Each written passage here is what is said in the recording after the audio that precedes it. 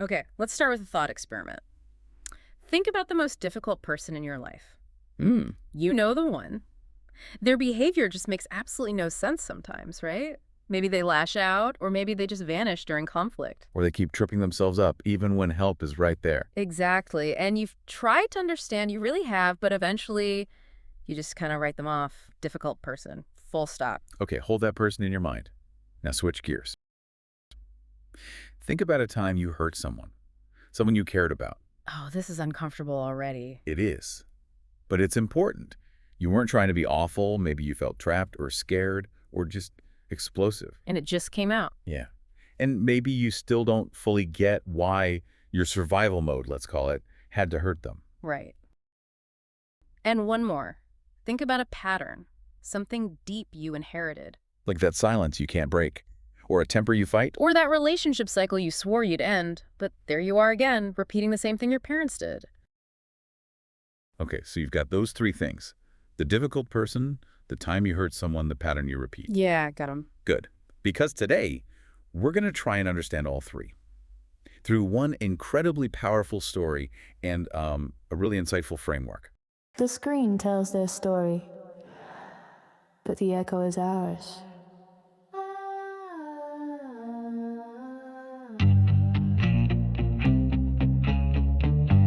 Attachment styles in the movies,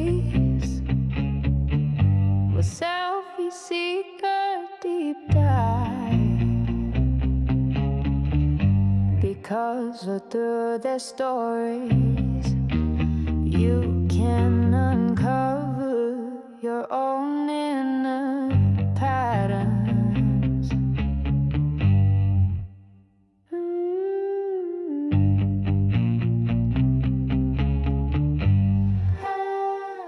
Welcome to the Deep Dive. This is our latest exploration in the attachment styles in the movies series. We use films to unpack some pretty complex psychological stuff. And today, it's all about generational pain, figuring out our own actions, and that quiet internal fight for freedom, for sovereignty. We're focusing on the 2009 film Precious. And we're using an article by Hellen Modiba called The Faces We Blame, The Stories We Forget as our guide. Now, Precious, it's tough viewing. No way around that. It deals with poverty, abuse, neglect, really heavy themes. But the article gives us this framework, the pathway to sovereignty, and suddenly the film isn't just tragic, it's a map. Exactly. A map with 6 levels, tracing the journey from just raw survival all the way to defining yourself on your own terms. So here's the plan. We're going to do this in 3 acts. Act 1. We use the pathway to decode that difficult person's behavior. Then Act 2. This is the tough one. We turn the mirror on ourselves. We look at the harm we've caused using Mary, Precious's mother, as our guide. Oof, okay. And finally, Act 3. We zoom out. We look at how pain gets passed down through families, and crucially, how we can be the ones to stop it, how we can interrupt that inheritance. Our goal really is for you listening to walk away with a new language, a way to understand yourself, yeah, but also the people you judge, maybe even the people who've hurt you. To see past the face. Yeah. And start understanding the story underneath. Okay, Act 1. Decoding difficult behavior. Let's go back to that person you wrote off. The one whose actions just feel like malice or bad choices or just plain stubbornness. Right. And the aim here is translation. We want to see their behavior not as defiance, but as communication. Often it's about protection, isn't it? Not spite. So the pathway to sovereignty is our key for this translation. Yeah. And it's important not to think of these 6 levels as like a neat ladder you climb step by step. Oh, okay. It's more like different languages the nervous system uses when it's under threat or dealing with trauma. If you understand the language, you get the message. If you don't, you just judge. Exactly. So should we quickly lay out the levels, the map itself? Yeah, let's do that. It starts with powerlessness, moves towards agency. Okay. Level 1, survival. Total powerlessness, maybe dissociation, just enduring the immediate threat. Got it. Level 2, stability, small attempts, often internal, to get some control back, using coping mechanisms as sort of scaffolding. Scaffolding, I like that. Level 3, self-awareness. That first little flicker of an inner voice, realizing, maybe things could be different. The first hint of possibility. Then level 4, integrity. This one's tricky. It's confronting the pain, the resistance, often looks like rage, like an explosion. We'll definitely need to unpack that one. Oh yeah. Level 5. Wholeness. Starting to trust connection. Integrating all the messy parts of yourself, the survivor, the hopeful one. Learning you can be broken and still connect. And finally, level 6. Sovereignty. Defining yourself. Claiming agency, even when circumstances are still hard. Saying, this is who I am, despite what happened. Okay, that's the map. And if we forget this map, We miss the point entirely. These are the faces we blame. when we forget to look for the story underneath, love that refrain. Let's use Precious's journey now as our translation guide. Starting right down at the bottom, level 1, survival, when someone shuts down. Right. Precious is dealing with horrific abuse at home, and in the classroom, the article points out, she says in her head, I don't open my book, I just sit there. And from the outside, what does that look like? Laziness, defiance, Yeah. stubbornness. Yeah, exactly, but that's the wrong translation. Completely wrong. She's not being lazy, she's calculating. Calculating what? How long until she has to go home? Back to the threat. Her mother, Mary. School wants her present, but being present means feeling unbearable pain. So she freezes, dissociates. It's the body's wisdom, really.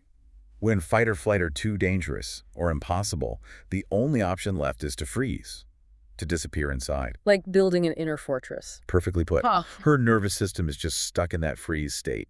It's learned that being fully present is just too dangerous. So when you see someone shut down, unresponsive, maybe they're not being stubborn. Maybe their system is protecting the very last bit of self they have left. It's protection. That's the translation for level 1. Okay. How does she move from that freeze to level 2, stability? The article says it's often subtle. For Precious, it's through her imagination. Yes. The when they lie or live in fantasy stage, Yeah. she has these incredibly vivid, elaborate fantasies. Right. Magazine covers, fame, being adored, thin, beautiful, a light-skinned boyfriend, a whole different life. Now, you could just call that escapism. But why is it level 2 stability? Good question. Because they're lifelines. That scaffolding idea again. When reality is violent and unpredictable, the mind tries to build internal stability. Creating a world inside where she's safe and valued. It's a stable platform. It literally holds her upright when the reality of the abuse would just make her collapse. And the details of the fantasy. Thin, light, desired. They show how much she's absorbed those damaging cultural messages about worth. She has. It's heartbreaking. But even within that, the fantasy itself is an act of agency. It's the only place she has agency. Insisting, internally at least, that she deserves better. So the translation here is broader than just abuse survivors, right? When you see someone maybe lost in elaborate stories, or maybe even an addiction, a coping mechanism. Could that be level 2 stability? Trying to Okay. build an internal lifeline because the external world feels unbearable? It often is. Exercising fragile internal control because there's no external control available. Okay, so once there's a little bit of that internal stability, even if it's based on fantasy, then comes level 3, self-awareness, when they start noticing. Yeah, and this one can be really quiet. Precious starts noticing people who seem to carry light around them. Or maybe she thinks the light is just inside them. That's the beginning of the inner voice, isn't it? Challenging that worthless narrative she's lived with. It is. She starts collecting data points, like little pieces of evidence. Mm-hmm. People who are kind without being cruel. Classmates who aren't afraid to speak. Teachers who care. She's seeing that maybe, just maybe, worth isn't tied to abuse or poverty. It's not some big aha moment. It's subtle. A flicker of what if. What if there's another way? What if I matter? Survival isn't the only goal anymore. There's a possibility of something else. And that subtle shift, that awareness, is what sets the stage for the next level, which is intense. Level 4, integrity. When they explode. Yeah. And this is the one we judge so harshly in others, isn't it? That sudden, maybe seemingly disproportionate eruption. We call them unstable. Too much. But why call it integrity? That feels wrong. Integrity sounds calm, measured. I know it sounds counterintuitive. Think about Precious. Confronting Nanis Rain, her teacher at the alternative school, the first person who's consistently safe. And she just lets rip, right? You don't know nothing about my life. You don't know what I've been through. Raging. The integrity isn't in the delivery. It's in the content. Ah, the truth coming out. Exactly. For years, she had to swallow everything, the truth, the grief, the rage, just to survive. Compliance was her armor. But she feels safe enough with Ms. Rain to finally take the armor off. Precisely. The explosion happens because she feels safe. It's years of swallowed pain finally erupting. And crucially, Ms. Rain doesn't punish her for it. She just witnesses it. If she'd done that at home, violence. But here, with safety, the anger finds its voice. It finds an outlet. So the article frames this anger, this explosion, as construction, not destruction. Yes, it's the body's truth, finally speaking. It's the self-building boundaries. It's often a sign that healing is actually starting because there's enough trust for the truth to come out. That's a massive reframe. We need to sit with that. When someone difficult explodes, maybe it's not instability. Maybe it's the sound of decades of pain finally finding air. Maybe it's a sign of returning health, even though it feels messy to us. We push away the very signs of healing because they disrupt our sense of calm. It happens all the time. These are the faces we blame, often when they're finally being brave enough to stop pretending. Wow, okay. So after that risk at level 4 comes level 5, wholeness, when they start to trust. Yeah. Precious starts sharing her story in the group at the alternative school with Jermaine, Rita, Rhonda, the other young women. And for the first time, vulnerability isn't met with exploitation. Or abandonment. It's met with solidarity. They share their own stories, HIV, violence, struggles with literacy. And she realizes, I'm not the only one. I'm not uniquely damaged. Right. Her pain isn't proof of worthlessness anymore. It's proof of endurance. She learns she can be broken and still be held by others. And we see this wholeness show up in how she mothers her own child, don't we? With tenderness, gentleness. The exact opposite of what she received. Wholeness is about integrating all those parts, the angry part, the scared part, the hopeful part, and learning that connection doesn't have to end in pain. Which leads, finally, to level 6, sovereignty, when they claim their name. People sometimes misread this as like suddenly everything's okay. But Precious is still poor, still has major health issues. The circumstances haven't magically changed. No, the change is internal. The powerful moment is when she writes her full name. Clarice Precious Jones. Not just the nickname, the whole self. Clarice is the survivor. Precious, the Ruth she's learning to claim. Jones, the family line she's now redefining. Sovereignty isn't escaping difficulty, it's claiming agency within it. Yes, she walks away from her mother's toxicity. She chooses her children's future over the familiar pain. It's her saying, I am here, I matter, I will not disappear. Refusing to be defined by the abuse, by the circumstances? That's sovereignty. Okay, that's a powerful framework for understanding others, but here's the pivot, isn't it? It is, because we've all been that face someone else blamed. Now it's time to turn the lens on ourselves. Which brings us to Act 2.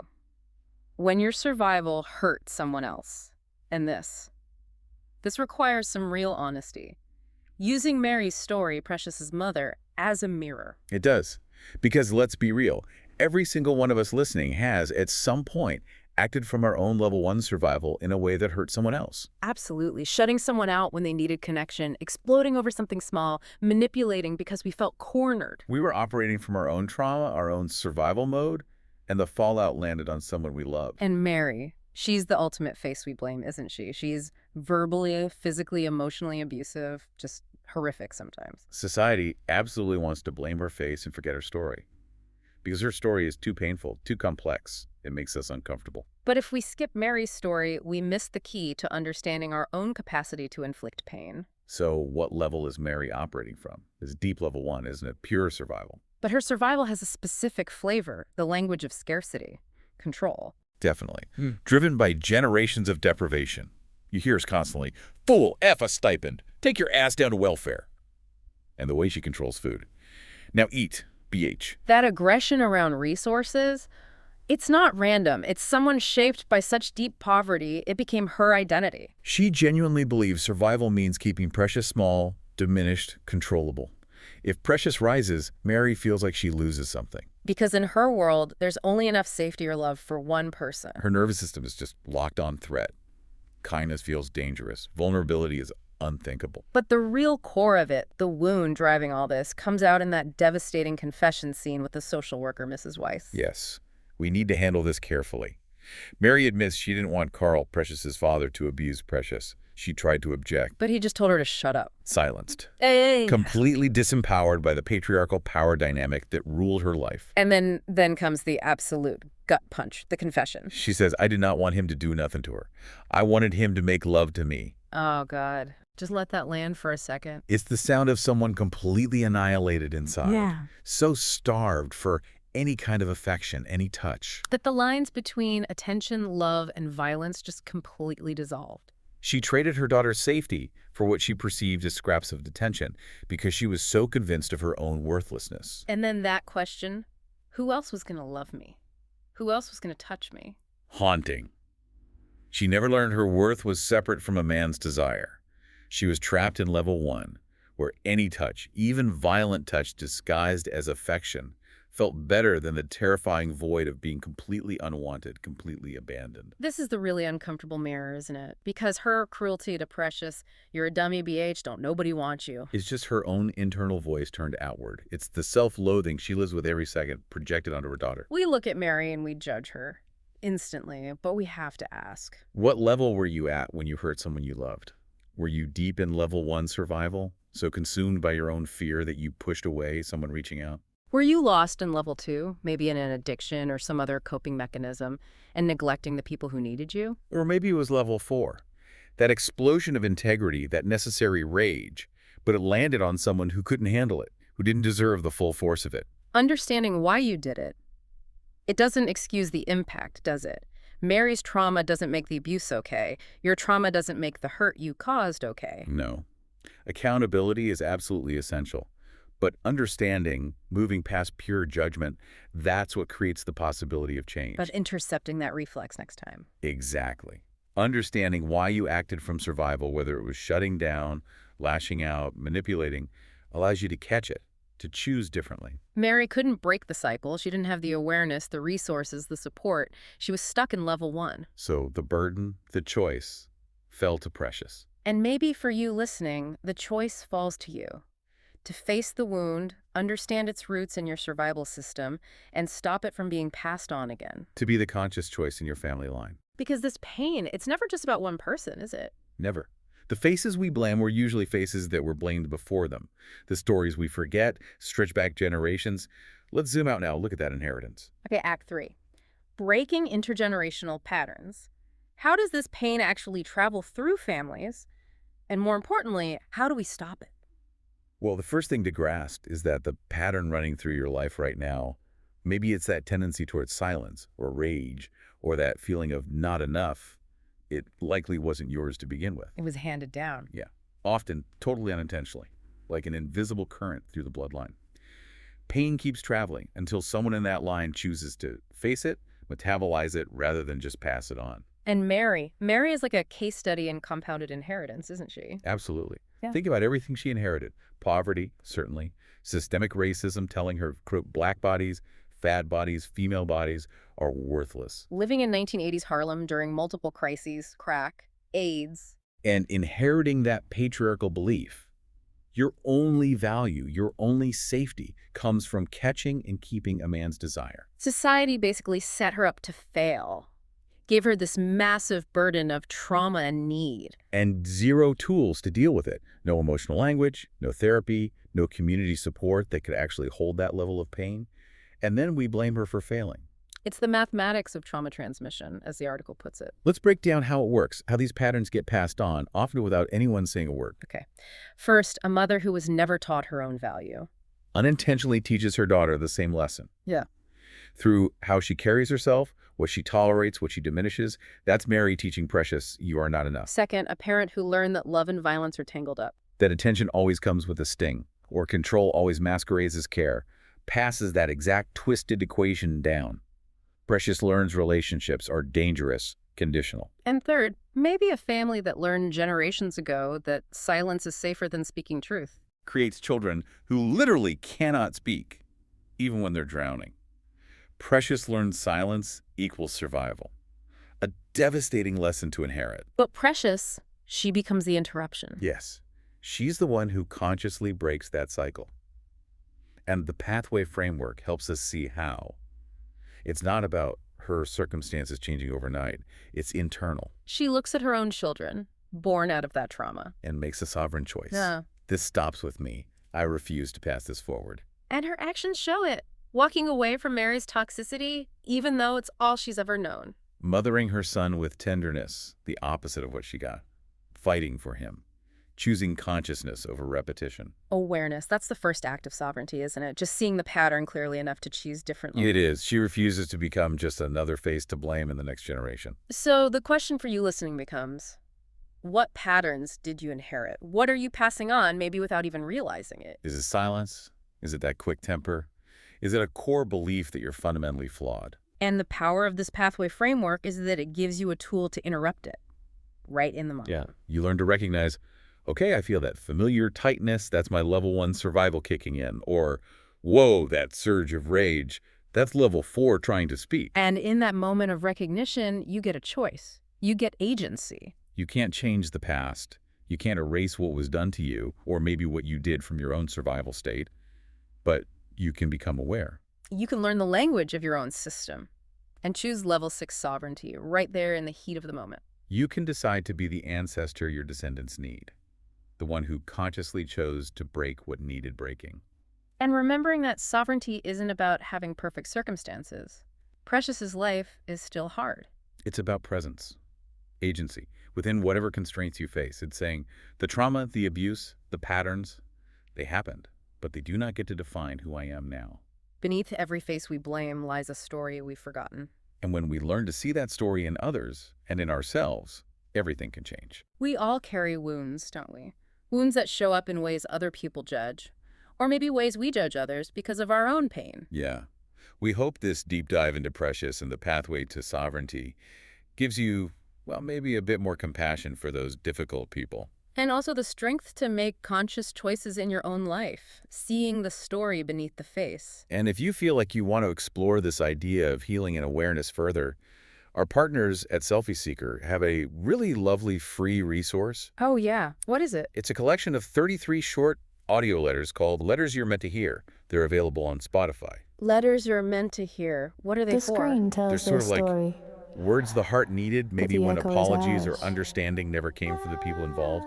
Affirmations, acknowledgements, they're quite powerful. That sounds helpful. We'll put the link in the show notes for sure. Please do. And the article that really shaped this conversation was The Faces We Blame, The Stories We Forget. A new way of seeing generational pain through the lens of Precious by Hellen Modiba. Definitely worth seeking out. Absolutely. If this conversation resonated, maybe share it with someone you think needs to hear this message about understanding, about accountability, but also about sovereignty. Thank you for joining us today, for being willing to sit with these really tough, uncomfortable questions. Because this is how healing starts, isn't it? Remembering the stories, seeing past the faces, and choosing